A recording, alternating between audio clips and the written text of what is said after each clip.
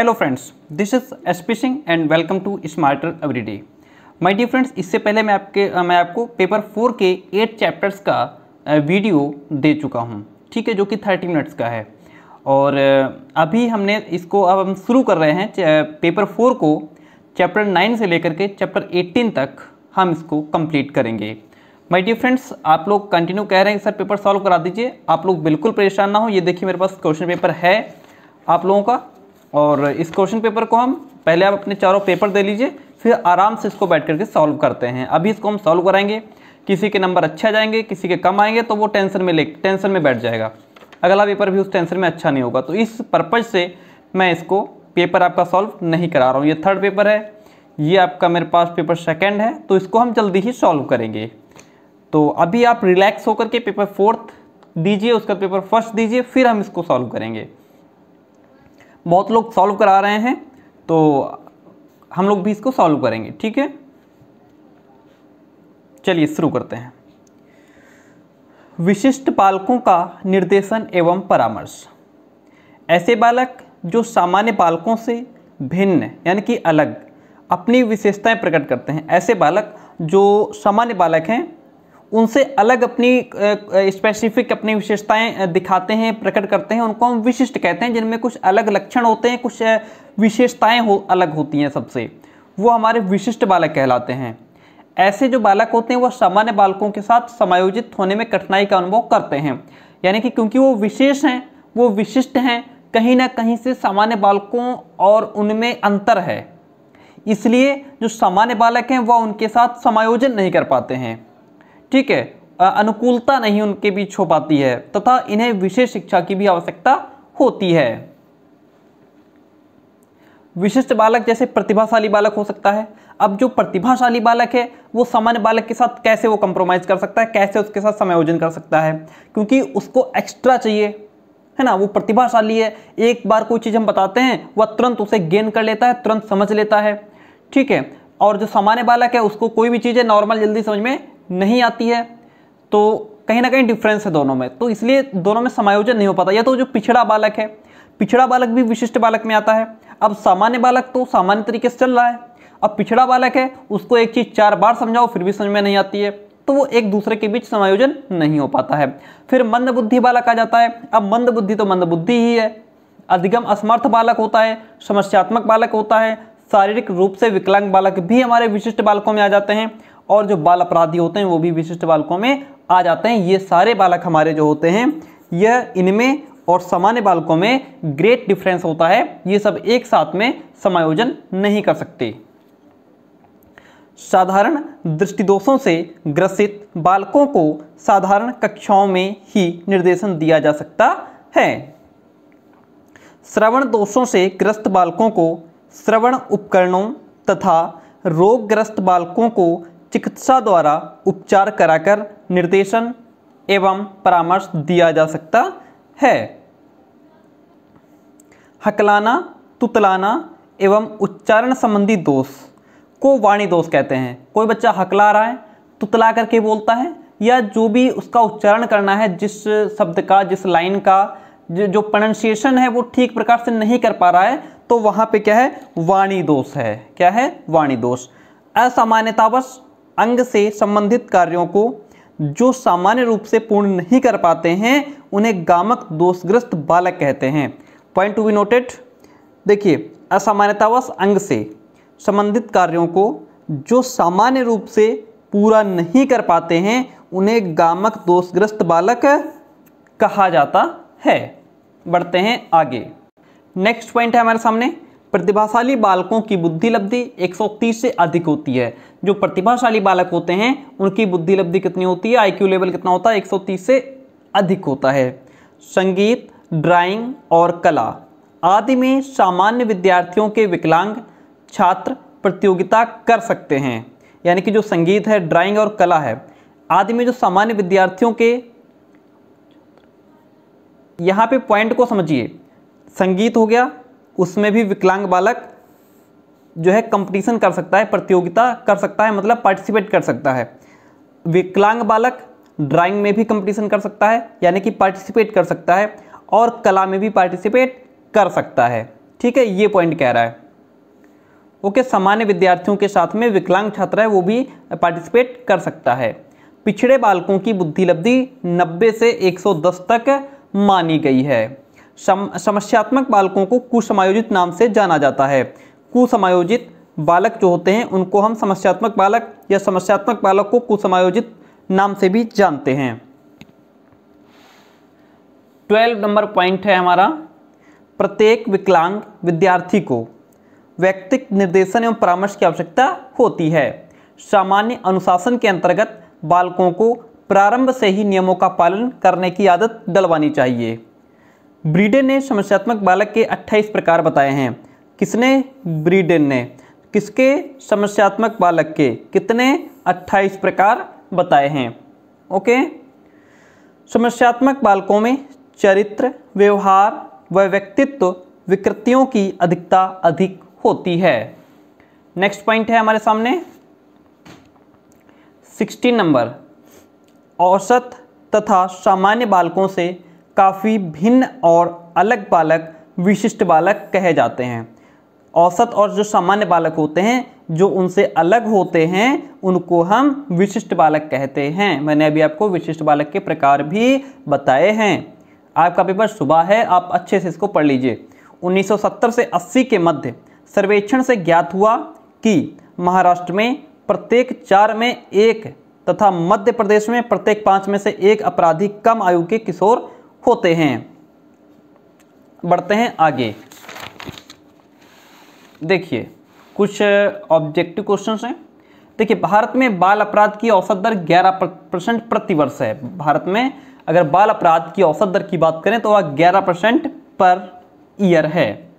निर्देशन की जरूरत होती है सामान्य व्यक्तियों को, विशेष व्यक्तियों को, अपंग व्यक्तियों को या फिर सभी को। तो जो निर्देशन है वो तो सबको चाहिए, तो यहाँ पे जो निर्देशन है वो सबको उसकी ज़रूरत होती है। अनुसूचित वर्ग को निर्देशन की आवश्यकता होती है समाज उत्थान के लिए, परिवार कल्याण के लिए, वर्ग उत्थान के लिए। तो यहाँ पे उपरोक्त सभी के लिए। बाल अपराध के क्या कारण हो सकते हैं? भग्न परिवार, माता पिता का सर्विस में होना, यह भी बाल अपराध का एक कारण है कि बालक माता पिता का सर्विस में होना। ये कैसे हो सकता है? देखिए, जब माता पिता दोनों सर्विस में होते हैं तो वह बालक को टाइम नहीं दे सकते, टाइम नहीं दे पाते हैं, जिससे कि बालक अपना अकेला रहता है, अकेलापन महसूस करता है, उसके दिमाग में उल्टी सीधी हरकतें आती हैं और वह उल्टी सीधे काम करना शुरू कर देता है, जिससे कि वह अपराध का कारण बनता है। मित्रगण हो सकते हैं बाल अपराध में। मित्रगण भी मतलब दोस्तों के साथ में रह करके बच्चा बिगड़ जाता है और वह अपराध कर बैठता है। तो यह उपरोक्त सभी हो जाएगा। दृष्टिदोष से ग्रसित विद्यार्थियों की प्रभावित नहीं होती है। जो दृष्टिदोष यानी कि जिस बच्चे को दिखाई नहीं देता है, ऐसे विद्यार्थियों की प्रभावित नहीं होती है। कौन सी चीज़ प्रभावित नहीं होती है? शैक्षिक निष्पत्ति, व्यक्तित्व तथा रुचियाँ या फिर संयोजन शक्ति। तो यहाँ पे जो उसकी चिंतन शक्ति है वो बिल्कुल भी प्रभावित नहीं होती है, क्योंकि उसने उसकी आंखें काम नहीं कर रही हैं, दिमाग पूरी तरीके से काम कर रहा है, इसलिए उसकी जो चिंतन शक्ति है उस पर कोई प्रभाव नहीं पड़ेगा। मनोवैज्ञानिक बालकों में तार्किक चिंतन की शक्ति अधिक होती है। जो बालक मनोवैज्ञानिक तरीके से सोचते हैं उनकी जो तार्किक चिंतन होता है वह अधिक होता है। विकलांगों के लिए शैक्षिक व्यवस्था लचीली होनी चाहिए, यानी कि जरूरत पड़ने पर उसमें हम जो चीज़ें नहीं हैं उनको बढ़ा सकें, जो ज़्यादा है उनको घटा सकें, यानी कि जरूरत पड़ने पर हम उसमें बदलाव कर सकें, इसलिए लचीली होनी चाहिए। पिछड़ापन किसी भी बालक के लिए अभिशाप है। जो पिछड़ापन है वह किसी भी बालक के लिए एक अभिशाप माना गया है। पिछड़े बालकों में अक्सर किसी न किसी प्रकार का शारीरिक दोष अवश्य पाया जाता है, ऐसा कहा गया है। अब हम आ गए हैं चैप्टर नंबर 10 पे, यानी कि समूह गत्यात्मकता पर, ग्रुप डायनामिक्स पर। अब इसको डिस्कस करते हैं। गति विज्ञान, जिसको हम गतिशीलता के नाम से भी जानते हैं, की अवधारणा सर्वप्रथम श्री कुर्टलेविन ने दी थी। बहुत इंपॉर्टेंट क्वेश्चन है। जो गति विज्ञान है, जो गतिशीलता है, उसकी अवधारणा सबसे पहले श्री कुर्टलेविन ने की थी। ठीक है। कुर्टलेविन के अनुसार समूह के अंदर जो परिवर्तन होते हैं उन्हें समूह की गतिशीलता कहा गया है। समूह के अंदर जो परिवर्तन होते हैं उन्हें समूह की गतिशीलता कहा जाता है, ऐसा कुर्ट लेविन ने कहा है। और ये इसको काट देते हैं, इसमें कुछ नहीं आएगा, ये बहुत बड़ी डिफिनेशन है। मानव विवेकशील, क्रियाशील एवं गतिशील प्राणी है। मानव कैसा प्राणी है? तो मानव जो है वह विवेकशील, क्रियाशील एवं गतिशील प्राणी है। समूह कोई स्थिर अवधारणा ना होकर एक गतिशील, परिवर्तनशील एवं क्रियाशील अवधारणा है। जो समूह है वह स्थिर अवधारणा ना होकर के एक गतिशील, परिवर्तनशील एवं क्रियाशील अवधारणा है। विद्यालय में छात्र समूह में सर्वाधिक अंतःक्रिया कक्षा कक्ष अधिगम में होती है। यानी कि विद्यालय में जो छात्र समूह होते हैं उसमें सबसे ज़्यादा जो अंतःक्रिया है वह कक्षा कक्ष अधिगम में ही होती है। कक्षा कक्ष समूह गतिशीलता के लिए अधिक प्रभावशाली माध्यम माना गया है। कक्षा कक्ष समूह विद्यालय समूह की तुलना में मानसिक रूप से अधिक गतिशील होता है। नेक्स्ट पॉइंट है, निर्देशन सेवाओं में संतुलित कार्यक्रम में व्यक्तिगत व सामूहिक कार्य एक दूसरे के पूरक होते हैं। ये बहुत बड़ी डिफिनेशन है, ये भी नहीं आएगी, ये भी नहीं आएगी। जिस प्रकार से आपका पेपर आ रहा है तो वहाँ छोटे छोटे पॉइंट ज़्यादा पूछे जा रहे हैं, ऐसी बड़ी बड़ी डिफिनेशन एक भी नहीं आई। समूह में विद्यार्थियों, देखिए माय डियर फ्रेंड्स, पहली बार ऑब्जेक्टिव हुआ है, किसी को कोई आइडिया नहीं था। अगर मैं तो सिर्फ अकॉर्डिंग टू सिलेबस बात कर रहा हूँ, और अकॉर्डिंग टू सिलेबस अगर पेपर आता तो पूरा पेपर एकदम कतई इससे बाहर जाता ही नहीं। लेकिन पेपर में आपका व्यवहारिक नॉलेज चेक किया जा रहा है, आपको कितना आता है, आप एक अध्यापक बनने जा रहे हैं, आप कितना तार्किक बुद्धि आपके पास कितनी है, तो ये सब नॉलेज आपका चेक किया जा रहा है। इसलिए क्वेश्चन को समझने की ज़रूरत है, और जीके टाइप से क्वेश्चन पूछा जा रहा है, और जीके के क्वेश्चंस डाले जा रहे हैं कि मतलब एक टीचर को, चाहे वो किसी भी सब्जेक्ट का टीचर हो, इतना नॉलेज तो उसको होना कंपलसरी है। इसलिए ऐसा पेपर आ रहा है। समूह में विद्यार्थियों को भावात्मक अभिव्यक्ति का अवसर प्राप्त होता है, जिसके कारण तनाव में न्यूनता आती है। समूह गतिशीलता, जिसको हम ग्रुप डायनामिक्स भी कहते हैं, शब्द के जनक कुर्ट लेविन है, मैंने अभी अभी आपको बताया हुआ है। समूह गतिशीलता, जिसको हम ग्रुप डायनामिक्स शब्द दो शब्दों के योग से बना है, ग्रुप प्लस डायनामिक्स, जिसमें जो ग्रुप है उसका अर्थ है समूह और डायनामिक्स का अर्थ होता है गतिशीलता। गतिशीलता प्रश्नगत घटना के कारणत्व में महत्व का सक्रिय क्रियात्मक संबंध है। डायनामिक्स ग्रीक भाषा से लिया गया है। जो डायनामिक्स है वह किस भाषा से लिया गया है? ग्रीक भाषा से।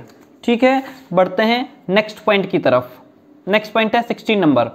निर्देशन के द्वारा छात्रों को उनके विकास में सहायता प्रदान की जाती है। किसके द्वारा? निर्देशन के द्वारा। समूह में विद्यार्थियों को भावात्मक अभिव्यक्ति का अवसर प्राप्त होता है। समूह में किस प्रकार की अभिव्यक्ति का अवसर प्राप्त होता है? समूह में विद्यार्थियों को भावात्मक अभिव्यक्ति का अवसर प्राप्त होता है। विद्यालय में अनेक विद्यार्थियों की समस्याएं समान होती हैं। विद्यालय में अनेक विद्यार्थियों की समस्याएं कैसी होती हैं? समान। समय की बचत के लिए सामान्य समस्याओं पर एक समूह में विचार विनिमय करना अधिक औचित्यपूर्ण होता है। अगर हम चाहते हैं कि हमारी समय की बचत हो, तो उसके लिए सामान्य जो समस्याएं हैं, अगर उन पर हमें विचार विमर्श करना है तो हम क्या करें कि समूह बना लें। ठीक है, एक समूह बना करके उसमें ही उन विचार विमर्श को यानी कि तर्क वितर्क कर लें। अगर अलग अलग तरीके से करेंगे तो हमारा समय ज़्यादा स्पेंड होगा, ज़्यादा लगेगा, ज़्यादा खर्च होगा। समूह में विद्यार्थी मनोभावों पर नियंत्रण करना सीखते हैं। समूह में जो विद्यार्थी होते हैं वह किस पर नियंत्रण करना सीखते हैं? मनोभावों पर। ऑर्थर ई ट्रेक्सलर ने समूह निर्देशन के 5 उद्देश्य बताए हैं। कितने? 5। ठीक है, आर्थर ई ट्रेक्सलर ने। समूह गतिशीलता यानी कि डायनामिक्स भौतिक शास्त्र से लिया गया है। समूह गतिशीलता कहाँ से लिया गया है? भौतिक शास्त्र से। डायनामिक्स शब्द का अर्थ होता है शक्ति। डायनामिक्स शब्द का अर्थ क्या होता है? शक्ति। सामूहिक परामर्श व्यक्तिगत परामर्श का वर्धन है। सामूहिक परामर्श में रुचि और संबंध का प्रयोग अधिक होने लगा है। सामूहिक परामर्श के आधार नामक पुस्तक कैंप ने लिखी है। किसने लिखी है? कैंप ने। डियर फ्रेंड्स, हम लोग पहुंच गए हैं चैप्टर नंबर 11 पे। विद्यालय निर्देशन सेवा का संगठन, organisation of school guidance service. विद्यालय निर्देशन सेवा संगठन का प्रयोजन छात्रों की शैक्षिक, व्यावसायिक एवं रोजगार से संबंधित समस्याओं का निराकरण करने में सहायता करना है। निर्देशन को विद्यालय के सामान्य जीवन से अलग नहीं किया जा सकता है और ना ही इसको विद्यालय के किसी एक विशेष भाग में केंद्रित किया जा सकता है। निर्देशन एक परिचय नामक पुस्तक के लेखक क्रो एंड क्रो हैं। कौन है? Crow and crow. निर्देशन एक परिचय, निर्देशन एक परिचय जो पुस्तक है उसके लेखक क्रो एंड क्रो हैं। गाइडेंस सर्विसेज नामक पुस्तक के लेखक हम्फ्री और ट्रेक्सलर हैं। विद्यालय निर्देशन सेवा संगठन के 3 प्रारूप बताए गए हैं। कौन कौन से? रेखा संगठन, कर्मचारी संगठन तथा रेखा कर्मचारी और मिश्रित संगठन। रेखा संगठन में अधिकार क्रम से कर्मचारियों में ऊपर से नीचे तक एक सीधा स्त्रीकरण होता है और जो कर्मचारी संगठन होता है उसमें मुख्य प्रशासकीय अधिकार कार्य क्षेत्रों के शीर्ष अधिकारों को सौंप दिए जाते हैं। नेक्स्ट पॉइंट है हमारे सामने, रेखा संगठन एवं कर्मचारी संगठन दोनों में ही प्रबंध की दृष्टि से नियंत्रण प्रशासकीय अधिकारी के ही हाथ में होता है। विद्यालय में निर्देशन का कार्य एक सामूहिक प्रक्रिया है। विद्यालय में निर्देशन का क्या कार्य है? विद्यालय में निर्देशन का कार्य है एक सामूहिक प्रक्रिया। विद्यालय निर्देशन सेवा संगठन में 7 आधारभूत बातों का उल्लेख किया गया है। 7 कितनी? 7, ठीक है, 7 आधारभूत बातों का उल्लेख किया गया है विद्यालय निर्देशन सेवा संगठन में। विद्यालय की सेवा संगठित होनी चाहिए। विद्यालय की सेवा कैसी होनी चाहिए? संगठित होनी चाहिए। निर्देशन कार्यकर्ताओं और परामर्शदाताओं में हमेशा सेवा भाव विद्यमान रहना चाहिए।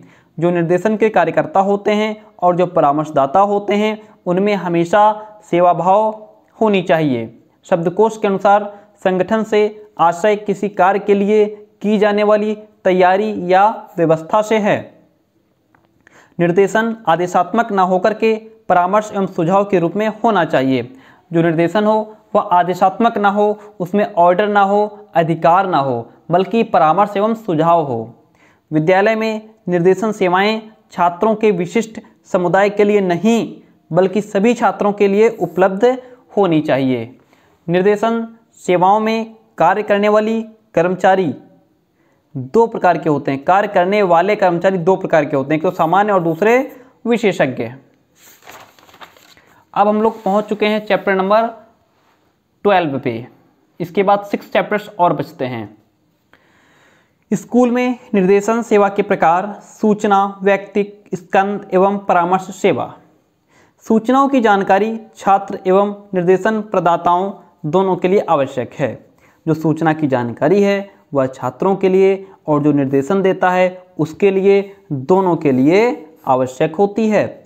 सूचना सेवा की कार्यविधि अत्यंत वैज्ञानिक एवं वस्तुनिष्ठ होती है। सूचना का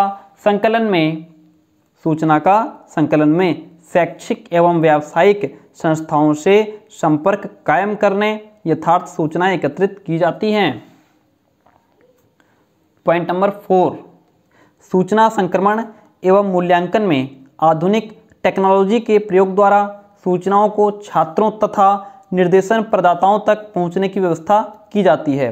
भाषण और बातचीत के द्वारा निर्देशनकर्ता बड़ी सरलता से व्यावसायिक सूचनाएं छात्र को दे सकते हैं। निर्देशन सेवाओं में परामर्श सेवाएं सबसे अधिक महत्वपूर्ण और प्राचीन हैं। जो निर्देशन सेवाएं हैं उनमें परामर्श सेवाएं जो हैं वह सबसे अधिक महत्वपूर्ण और प्राचीन मानी गई हैं। परामर्श सेवाएं शैक्षिक, व्यावसायिक व व्यक्तिगत विकास एवं समायोजन में सहायक होती हैं। परामर्श में प्रारंभिक संबंध को विशेष महत्व दिया जाता है। परामर्श पूर्ण रूप से स्वयं निर्देशन पर आधारित है। जो परामर्श है वह पूर्ण रूप से निर्देशन पर आधारित है। बहुत ही डीपली ध्यान से पॉइंट्स को पढ़िए, इन्हीं में से क्वेश्चंस आएंगे। लेकिन जब आप क्वेश्चन को पढ़ नहीं पाते हैं, समझ नहीं पाते हैं क्वेश्चन क्या कह रहा है, तब फिर आप कहते हैं कि आउट ऑफ सिलेबस है पेपर। सूचनाओं की जानकारी छात्र व निर्देशन प्रदाता दोनों के लिए आवश्यक है। मॉयर्स के अनुसार 8 शीर्षकों के अंतर्गत, कितने? 8 शीर्षकों के अंतर्गत, किसके अनुसार? मॉयर्स के अंतर्गत सूचनाएं संकलित करना आवश्यक है। वैयक्तिक निर्देशन हेतु सूचनाओं का स्रोत असीमित होता है। व्यक्तिगत निर्देशन के लिए जो सूचनाएं हैं उनका स्रोत असीमित होता है। सूचना सेवा का मुख्य उद्देश्य निर्देशन की प्रक्रिया को वस्तुनिष्ठ और वैज्ञानिक बनाना है। चार दीवारी तक सीमित सूचनाएं निरर्थक होती हैं। ऐसी सूचनाएं जो केवल चार दीवारों में ही रह जाएं, उससे बाहर किसी को ना पहुंच पाएं, वह निरर्थक होती हैं, बेकार होती हैं। सूचना ऐसी होनी चाहिए जो कि जन जन तक पहुंचनी चाहिए। प्रत्येक परामर्शदाता अपना कार्य पूर्ण ज्ञान से करता है। अगर नॉलेज नहीं होगा, ज्ञान नहीं होगा, तो वह पूर्ण तरीके से परामर्श नहीं दे सकता है। परामर्श सेवा छात्र के आत्म मूल्यांकन की ओर प्रवृत्त करने में सहायक होती है। सूचनाओं के द्वारा छात्र में वांछनीय स्तर की संवेदनशीलता का विकास किया जा सकता है। व्यक्ति के जीवन के प्रत्येक क्षेत्र में सूचनाओं की आवश्यकता होती है, चाहे वह किसी भी क्षेत्र में हो, उसको हमेशा सूचनाएं, निर्देशन, परामर्श, इन सब चीज़ों की आवश्यकता होती ही है। अब हम लोग पहुंच गए हैं चैप्टर नंबर 13 पे। ऐसे कितने स्टूडेंट्स हैं जिन्होंने अभी तक वीडियो को लाइक नहीं किया है? माय डियर फ्रेंड्स, इस पूरे वीडियो को क्रिएट करने में और अपलोड करने में, आप तक पहुंचाने में बहुत मेहनत लगती है और आपका जरा सा भी टाइम नहीं लगता है वीडियो को लाइक करने में। I request to all of you, please like the video and share in all the groups that you have. चाहे आपके पास कॉलेज ग्रुप हो या कोई भी फ्रेंड ग्रुप हो जिसमें आपके बीएड फ्रेंड्स हों, आप वहाँ तक इसको शेयर कर सकते हैं। हो सकता है किसी को ना ज़्यादा तो 4 से 10 क्वेश्चंस की हेल्प मिल जाए, वही बहुत है। नियोजन तथा अनुवर्ती सेवाएं। परामर्श एवं निर्देशन सेवाओं में नियोजन सेवा का स्थान अत्यंत महत्वपूर्ण है। चाहे परामर्श हो या फिर निर्देशन सेवाएं हों, उनमें नियोजन सेवा जो है वह अत्यंत महत्वपूर्ण है। नियोजन में 2 बातें महत्वपूर्ण हैं। एक तो कृत्य के लिए उपयुक्तता, दूसरी व्यक्ति को संतोष होना चाहिए। नियोजन के 2 प्रकार हैं, शैक्षिक नियोजन और कृत्य नियोजन। ठीक है, बढ़ते हैं इसके आगे। छात्रों के व्यावसायिक उद्देश्यों को ध्यान में रखते हुए शैक्षिक नियोजन की व्यवस्था की जाती है। कृत्य नियोजन प्रदान करते समय व्यक्ति की शैक्षिक पृष्ठभूमि एवं उसके अनुभव को ध्यान में रखा जाता है। हम्फ्रीज एवं ट्रैक्सलर ने लिखा, बहुत बड़ी है, नहीं आएगी, कोई चांस ही नहीं है। अनुवर्ती सेवा से अभिप्राय उन सेवाओं से है जो प्रशिक्षण प्राप्त करने तथा कार्य में लगने के बाद उत्तरोत्तर विकास के लिए की जाती है। अनुवर्ती सेवा निर्देशन कार्यक्रम, जो अनुवर्ती सेवा है वह निर्देशन कार्यक्रम का ही एक अंग है। बिना अनुवर्ती सेवा या अध्ययन के निर्देशन कार्यक्रम अधूरा रह जाता है। नेक्स्ट पॉइंट है हमारे सामने, पॉइंट नंबर 10। परामर्श एवं निर्देशन सेवाओं में नियोजन सेवा का स्थान अत्यंत महत्वपूर्ण है। ये क्वेश्चन रिपीट नहीं हुआ है, चलिए कोई बात नहीं। हाँ, इनका जो है स्थान महत्वपूर्ण है। फिर ये डेफिनेशन है, चलो छोड़ो इसको, मेन पॉइंट्स पढ़ते हैं। छात्रों के व्यावसायिक उद्देश्यों को ध्यान में रखते हुए शैक्षिक नियोजन की व्यवस्था की जाती है। शैक्षिक नियोजन की व्यवस्था क्यों की जाती है? शैक्षिक नियोजन की व्यवस्था छात्रों के व्यावसायिक उद्देश्यों को ध्यान में रखते हुए की जाती है।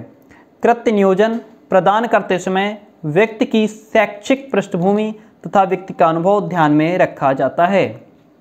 शिक्षा संस्थाओं का कार्य मात्र शैक्षिक होता है। ऐसी कौन सी संस्थाएं होती हैं जिनका कार्य मात्र शैक्षिक है? तो शिक्षा संस्थाओं का कार्य सिर्फ शिक्षा प्रदान करना है, यानी कि मात्र शैक्षिक है। अनुवर्ती अध्ययन के द्वारा संस्था अपने भूतपूर्व छात्रों से संपर्क रख सकती है। अनुवर्ती समीक्षा एवं सेवा प्रदान करते समय परामर्शदाता को 3 प्रश्नों को अपनी दृष्टि में रखना चाहिए। छात्र व्यावसायिक जीवन की तैयारी के लिए आवश्यक शिक्षा प्राप्त करता है। बढ़ेंगे my dear friends next question, यानी कि नेक्स्ट चैप्टर की तरफ। चैप्टर नंबर 14 पे आ गए हैं। इसके बाद 4 चैप्टर और बचे हैं। बुद्धि परीक्षण, इस चैप्टर से कई क्वेश्चंस निकल करके आएंगे, ऐसा मेरा अनुमान है। इंटेलिजेंस टेस्टिंग, बुद्धि परीक्षण। बुद्धि के अर्थ को समझने का प्रयास सर्वप्रथम यूनानी दार्शनिक ने किया था। उनके सिद्धांत का नाम शक्ति मनोविज्ञान था। एक ऐसे यूनानी दार्शनिक जिन्होंने सबसे पहले बुद्धि के अर्थ को समझने का प्रयास किया, उनके सिद्धांत का नाम था शक्ति समायोजन, शक्ति मनोविज्ञान। वुडवर्थ कहते हैं कि बुद्धि जो है वह कार्य करने की एक विधि है। ये जो इतनी लाइनें हैं ये अच्छे से पढ़ लेना, मुझे लगता है इनमें से एक आधी लाइन जरूर पूछ ली जाएगी, क्योंकि बहुत छोटी छोटी डेफिनेशंस हैं और बुद्धि एक बहुत इंपॉर्टेंट चैप्टर है हमारे बीएड का, क्योंकि बीएड फर्स्ट ईयर में भी बुद्धि बहुत ज़्यादा डीपली उसमें समझाया गया है और सेकेंड ईयर में भी बुद्धि है, तो अच्छा टॉपिक है। वुडवर्थ कहते हैं कि बुद्धि कार्य करने की एक विधि है, जबकि टर्मन के अनुसार अगर बात करें तो टर्मन कहते हैं कि अमूर्त चिंतन की योग्यता ही बुद्धि है। अमूर्त चिंतन की योग्यता ही बुद्धि है, ऐसा टर्मन कहते हैं। ठीक है, और जो गाल्टन है वो उनके अनुसार अगर बात करें तो बुद्धि पहचानने तथा सुनने की शक्ति है, ऐसा कौन कहते हैं? गाल्टन।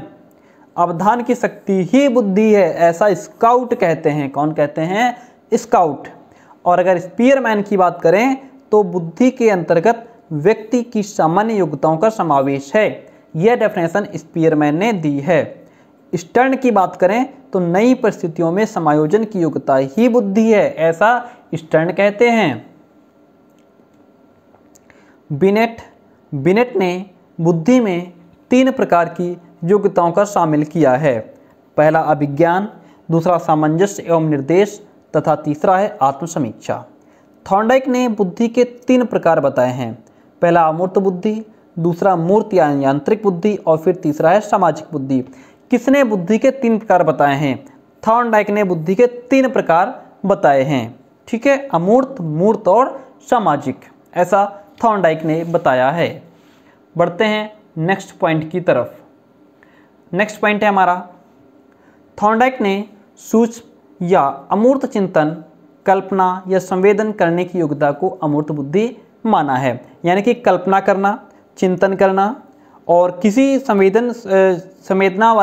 संवेदन करने की योग्यता जो होती है उसको अमूर्त बुद्धि माना है। ठीक है, यानी कि किसी चीज़ की हम कल्पना कर रहे हैं। कल्पना करने का मतलब है कि हम उसकी तस्वीर नहीं देख रहे हैं, हम सिर्फ अपने दिमाग में उसकी पिक्चर को बना रहे हैं, तो वह एक अमूर्त बुद्धि हो गई। जब हम मूर्त या स्थूल विषयों से संबंधित कार्य करते हैं तो वे मूर्त या यांत्रिक बुद्धि का सहारा लेते हैं। मूर्त जो कि हम हमारे सामने है। सामाजिक बुद्धि व्यक्ति को समाज के साथ समायोजन स्थापित करने में सहायता करती है। नेक्स्ट पॉइंट, एक कारक सिद्धांत का प्रतिपादन बिनेट ने किया।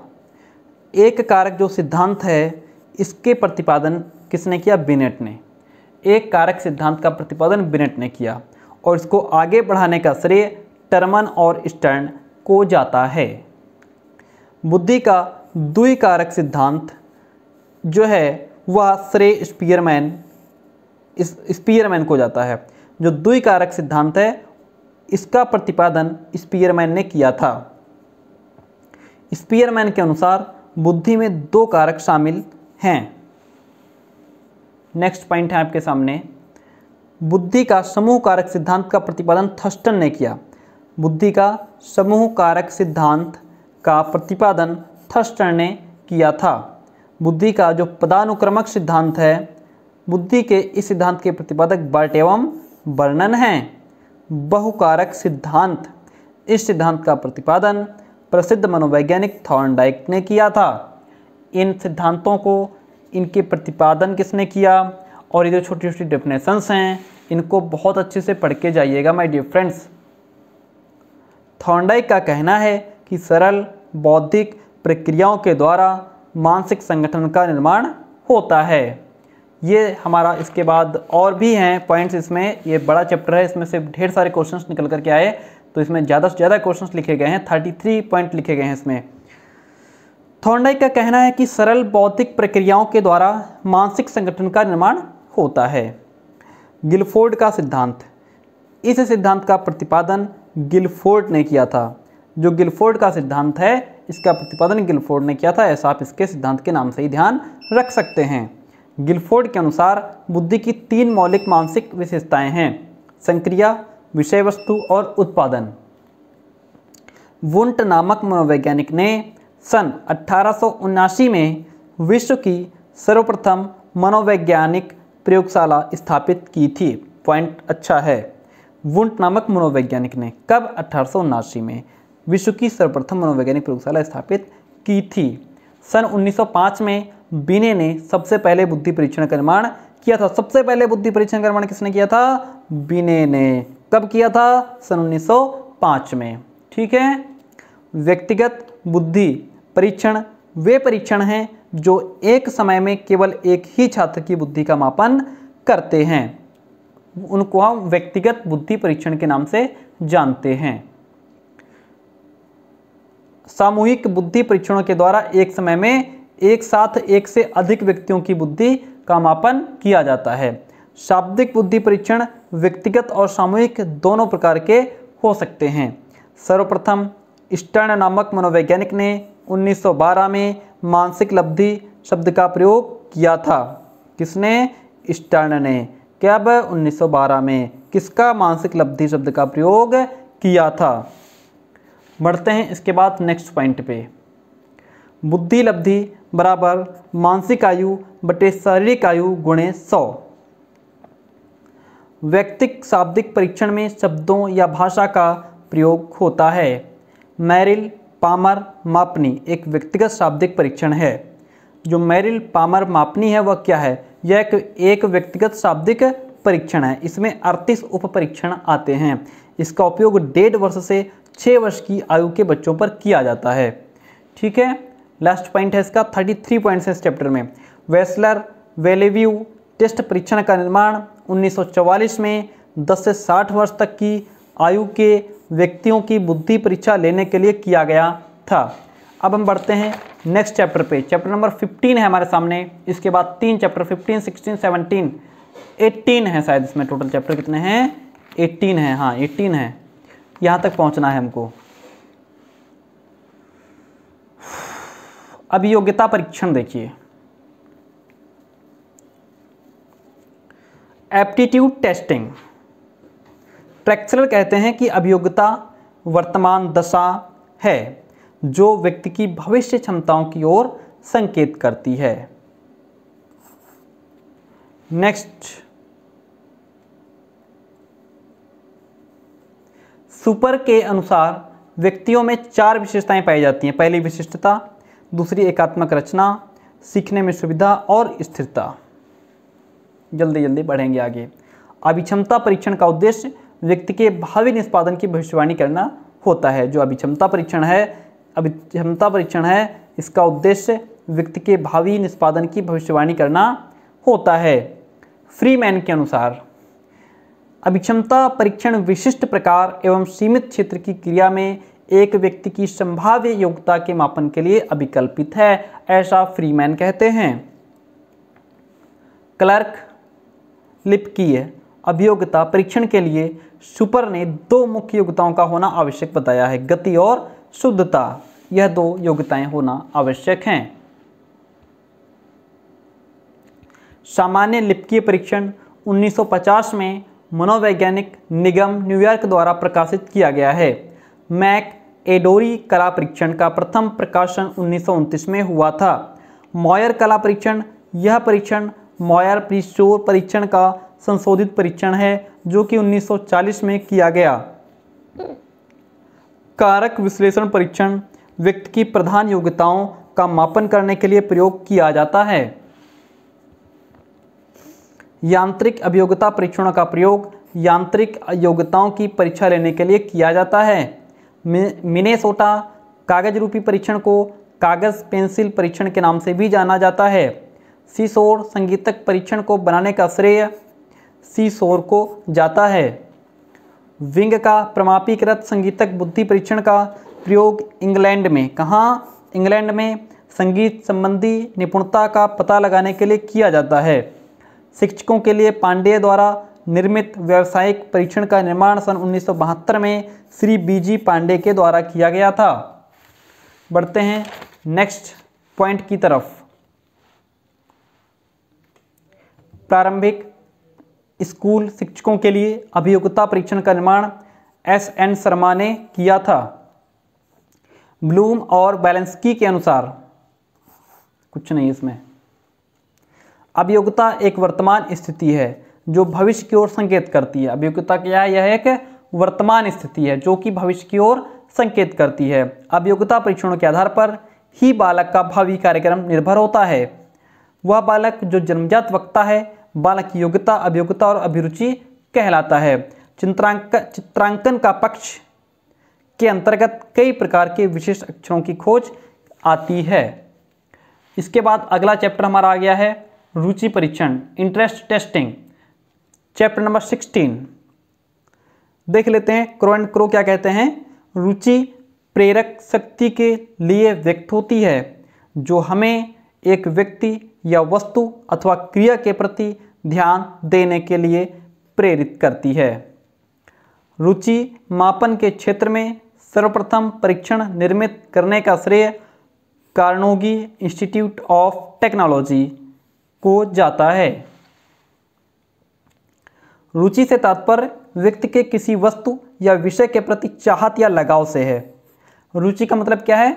रुचि यानी कि इंटरेस्ट। इंटरेस्ट हमको जब हम किसी चीज़ से हमारा कोई लगाव होता है या किसी चीज़ को हम बहुत अधिक चाहते हैं, जैसे किताब कोई है, किसी किताब को पढ़ना, ये भी हमारा एक इंटरेस्ट है, यानी किताबों से हमारा लगाव होता है तभी हम किताबों को पढ़ते हैं, तो ये हमारी चाहत या लगाव हो सकता है। रुचि का अर्थ संबंध की भावना से है। ड्राइवर कहते हैं कि रुचि स्वभाव का गतिशील पक्ष होता है। ये छोटी छोटी डेफिनेशन आ सकती हैं। बिंघम कहते हैं रुचि वह प्रवृत्ति है जो किसी अनुभव में लग जाती है तो उसमें निरंतर होती रहती है। सुपर कहते हैं कि रुचि कोई पृथक मनोवैज्ञानिक इकाई नहीं है, यानी कि यह कोई मनोविज्ञान से अलग इकाई नहीं है बल्कि यह संपूर्ण मानव व्यवहार का एक पहलू है। ठीक है, बढ़ते हैं नेक्स्ट पॉइंट की तरफ।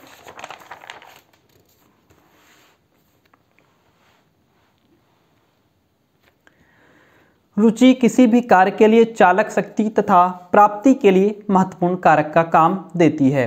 रुचि के कारण व्यक्ति में पूर्ण एकाग्रता और ध्यान केंद्रिता पैदा होती है। अगर आपको इस सब्जेक्ट को पढ़ने में रुचि होगी तब आपका ध्यान केंद्रित होगा। अगर आपको इंटरेस्ट नहीं आ रहा होगा तो आपका ध्यान बार बार भटकता रहेगा। स्ट्रैंग के अनुसार रुचि सफलता की मध्य सूचक है। ऐसी छोटी छोटी डेफिनेशन को अच्छे से पढ़ लीजिए। रुचियाँ अस्थायी होती हैं, इनमें आयु तथा समय के अनुसार बदलाव आता रहता है। जब हम बच्चे थे तब हमारा इंटरेस्ट किस में था? खेलने में, कूदने में या छोटी छोटी चीज़ों में, लेकिन आज समय के अनुसार और उम्र के साथ साथ हमारा इंटरेस्ट भी बदल गया है। व्यावसायिक तथा अव्यावसायिक दोनों प्रकार की रुचियां साथ साथ चलती हैं।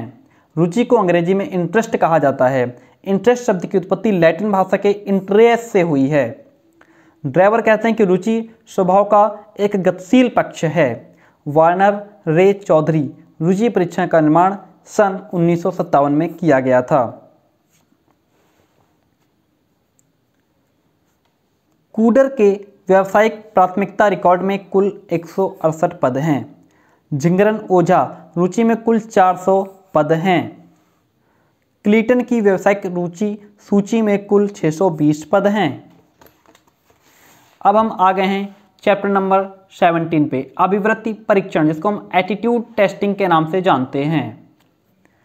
सर्वप्रथम थर्स्टन ने सन 1927 में अभिवृत्ति मापन का कार्य प्रारंभ किया। सर्वप्रथम थर्स्टन ने कब? सन 1927 में अभिवृत्ति मापन का कार्य प्रारंभ किया था। साधारण भाषा में अभिवृत्ति से तात्पर्य किसी व्यक्ति के किसी घटना, प्राणी, विचार या वस्तु के प्रति दृष्टिकोण से है। थर्स्टन कहते हैं कि किसी मनोवैज्ञानिक वस्तु से संबंधित ऋणात्मक या धनात्मक प्रभाव की मात्रा ही अभिवृत्ति होती है। पॉइंट नंबर 4, व्यक्ति के व्यवहार का प्रत्यक्ष रूप से अवलोकन प्रत्यक्ष व्यवहार अवलोकन विधि में किया जाता है। थर्स्टन कहते हैं कि किसी मनोवैज्ञानिक वस्तु से संबंधित ऋणात्मक या धनात्मक प्रभाव की मात्रा ही अभिवृत्ति है। युग्म तुलनात्मक विधि का विकास सन 1927 ईस्वी में, युग तुलनात्मक विधि किसने किया था? थर्स्टन ने। युग तुलनात्मक विधि का विकास थर्स्टन ने किया था। कब? सन 1927 में।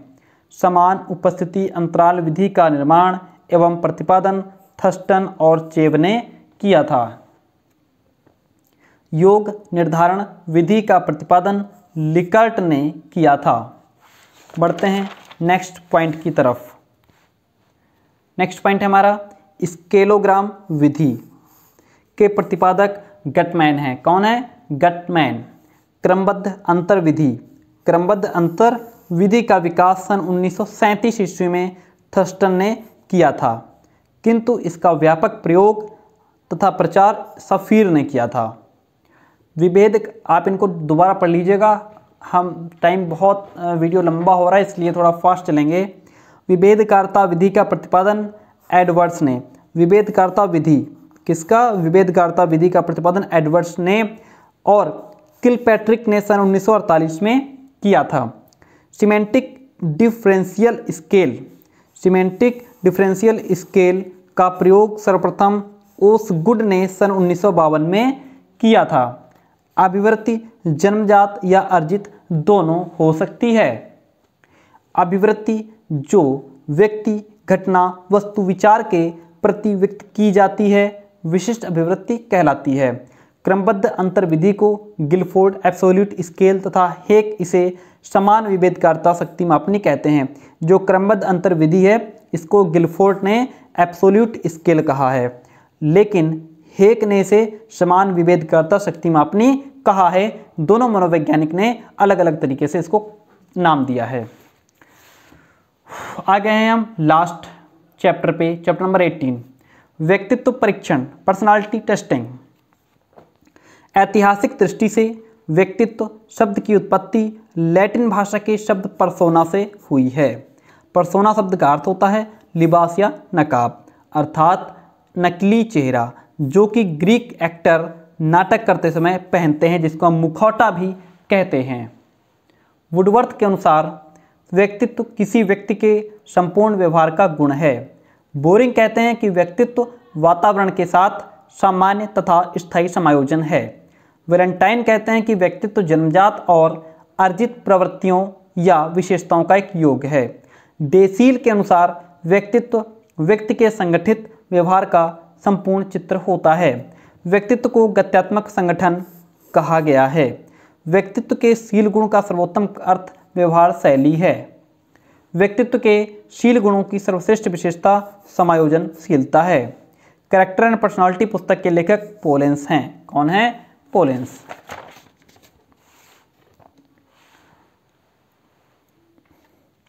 व्यक्तित्व का उत्तेजना अनुक्रिया सिद्धांत गुथरी ने प्रतिपादित किया है। व्यक्तित्व के शील गुण सिद्धांत को कैटेल ने दिया। व्यक्तित्व मापन की मुख्य विधियां आत्मनिष्ठ, वस्तुनिष्ठ और प्रक्षेपण हैं। वारेन के अनुसार प्रक्षेपण वह प्रवृत्ति है जिसमें व्यक्ति बाह्य जगत में अपनी मानसिक प्रक्रियाओं को प्रकट करता है। प्रक्षेपण विधियों का सबसे पहले प्रयोग बिने ने 1895 में किया था।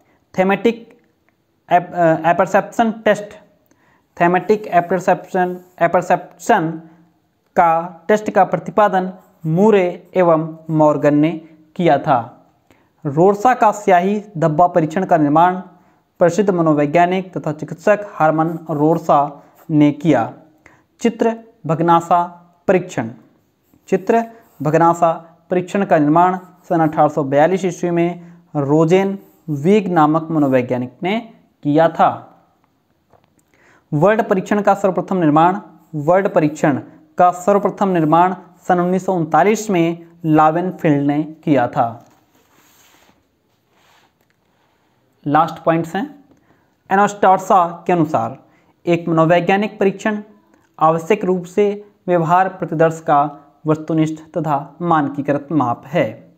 प्रक्षेपण विधियों के द्वारा व्यक्ति के विचारों, अनुभवों, अभिप्रेरणाओं, संवेगों आदि का अध्ययन विश्वसनीय ढंग से किया जा सकता है। प्रश्नावली विधि का दूसरा नाम कागज पेंसिल परीक्षण है। व्यक्तित्व का प्रकारात्मक सिद्धांत क्रैस्मर ने प्रतिपादित किया है। व्यक्तित्व का प्रकारात्मक सिद्धांत क्रैस्मर ने प्रतिपादित किया है। व्यक्तित्व का क्षेत्र सिद्धांत कुर्ट लेविन ने दिया था। YouTube smart everyday by SP Singh आप देख रहे हैं। माय डियर फ्रेंड्स, ये आपकी सबसे बड़ी और लंबी क्लास 45 मिनट्स की हो गई है। तो अगर आपने अभी तक वीडियो को लाइक नहीं किया है तो प्लीज़ लाइक जरूर करके जाएं और अपने ग्रुप्स में शेयर करें। और नेक्स्ट क्लास जो है कि हमारा जो पेपर 1 आपका बचेगा उसको हम और ज़्यादा कराने की कोशिश करेंगे। जितना मैं करा चुका हूँ उससे और एक्स्ट्रा करा देंगे। पेपर आपके सामने है, इनको हम बाद में सॉल्व करेंगे। चलिए, थैंक यू, मिलते हैं नेक्स्ट क्लास में।